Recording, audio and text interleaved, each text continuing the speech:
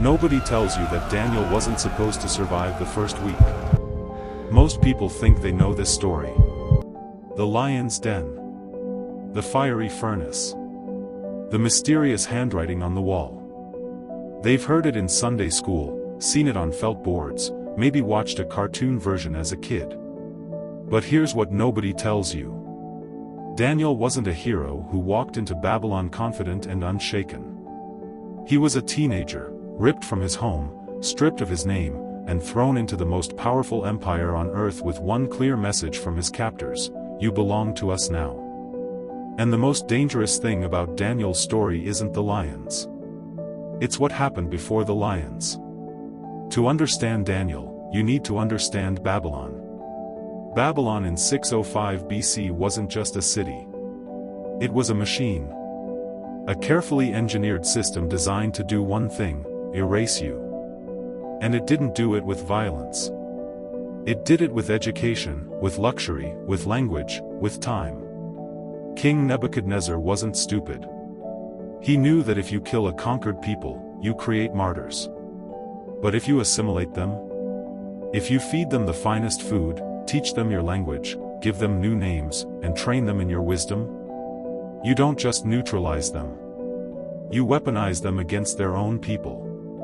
That was the plan for Daniel. The book of Daniel opens with this: the king ordered his chief official to bring some Israelites, young men without physical defect, handsome, gifted in wisdom, qualified to serve in the palace. Young, gifted, promising. They were specifically selected because they were the best Israel had to offer. Nebuchadnezzar wanted the cream of the crop, not to honor them, but to hollow them out and fill them back up with Babylon. And the first thing they did? They changed his name. Daniel, which means God is my judge, became Belteshazzar, which means Bel protect his life. Bel was a Babylonian god. In one administrative decision, they tried to overwrite the very meaning of who he was. This is where most people miss the weight of what's happening. Daniel's story isn't primarily about miracles. It's about identity under pressure. Main body, 4 to 1400 hours. Here's the first hidden truth about Daniel. His greatest act of courage happened before anyone was watching. Before the lion's den. Before the dream interpretations. Before any of the famous moments, there was a quiet decision in a royal dining hall that almost nobody talks about. Daniel resolved not to defile himself with the royal food and wine. That's it. That's the moment. No crowd. No supernatural fire. No angel. Just a teenager, a plate of food, and a choice. Now, why does this matter? In the ancient world, food wasn't just nutrition. Sharing a king's table was a covenant act. To eat Nebuchadnezzar's food was to say, in the most culturally powerful way possible, I belong to you. Your gods are my gods. Your world is my world. It was spiritual surrender disguised as a meal. Daniel understood that. And he said no. But notice how he said no. He didn't rage. He didn't make a scene. He went to the official and asked, with wisdom and respect, for a different option. He proposed a 10-day test. Vegetables and water. Then judge the results. This is the part that should stun you. Daniel didn't fight Babylon with rebellion. He fought it with excellence. He stayed in the system, mastered the system, and never let the system master him. At the end of 10 days, he and his friends looked healthier than everyone eating the royal food. And God gave them knowledge, understanding, and wisdom, in every branch of Babylonian learning, that exceeded all the other students. Read that again slowly. God didn't separate Daniel from Babylon. He made Daniel exceptional inside it. Here's the second hidden truth. Daniel's life was built on a rhythm that most people overlook entirely. In Daniel chapter 6, the lion's den chapter, we're told why Daniel's enemies couldn't find a single flaw in his work. Not one accusation. Not one complaint. Their only option was to target his faith. So they convinced the king to sign a law making prayer to anyone but the king illegal for 30 days. And then we read one of the most quietly powerful sentences in all of Scripture. Now when Daniel learned that the decree had been published, he went home to his upstairs room where the windows opened toward Jerusalem. 3 times a day he got down on his knees and prayed, giving thanks to his God, just as he had done before. Those 5 words contain everything. Daniel didn't start praying when the law was passed. He didn't pray dramatically to make a point. He simply continued doing what he had always done. 3 times a day. Windows open. Facing Jerusalem. Giving thanks. His spiritual life wasn't a crisis response. It was a lifelong rhythm. And when the crisis arrived, the rhythm held him.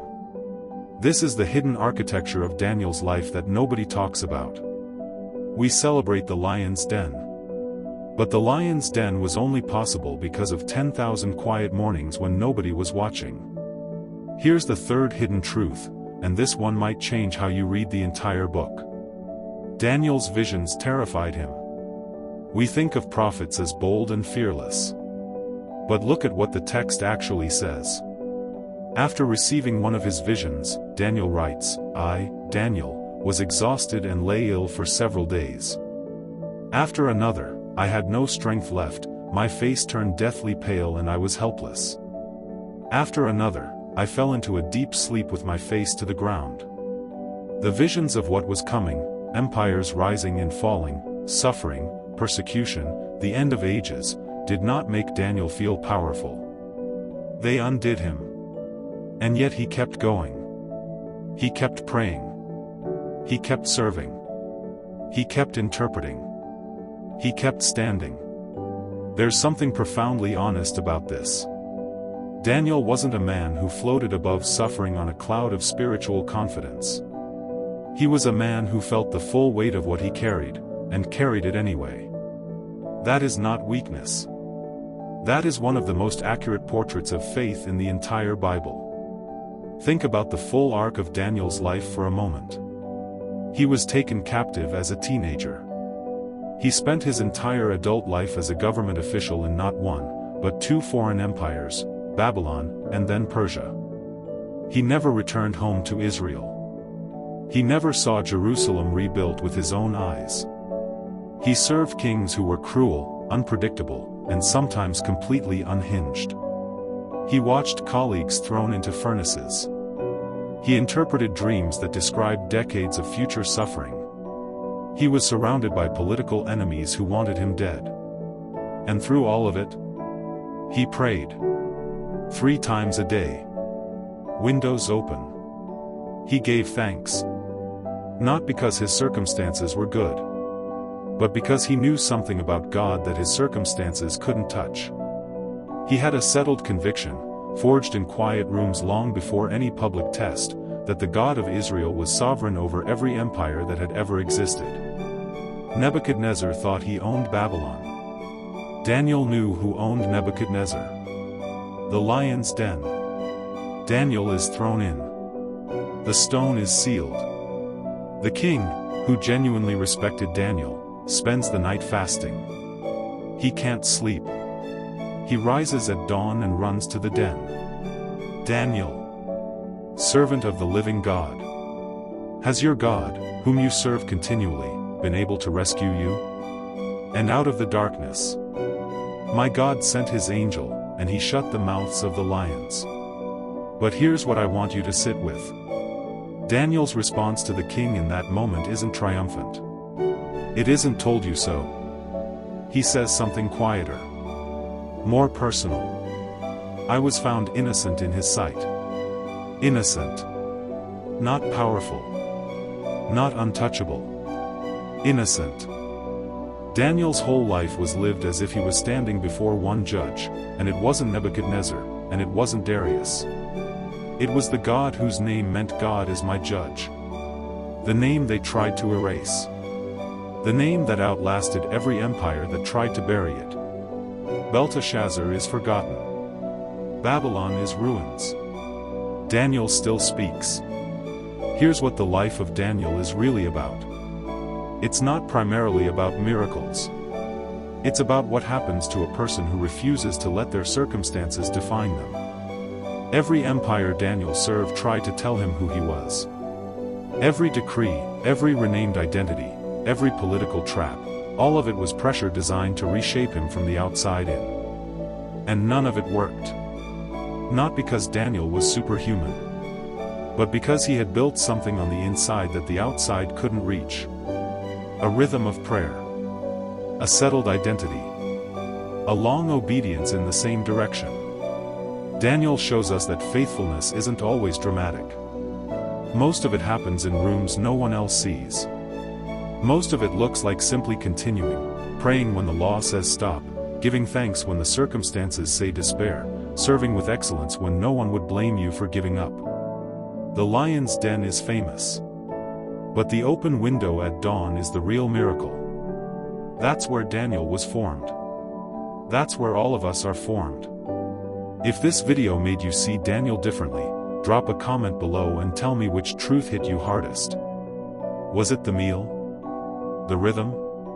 The visions that left him broken? And if you want to go deeper into the hidden layers of scripture that most Bible studies skip over, subscribe to Mystery to Meaning. Every week we pull back the surface and find what's underneath. Because the Bible is never as simple as you first thought, and that's exactly what makes it worth the search.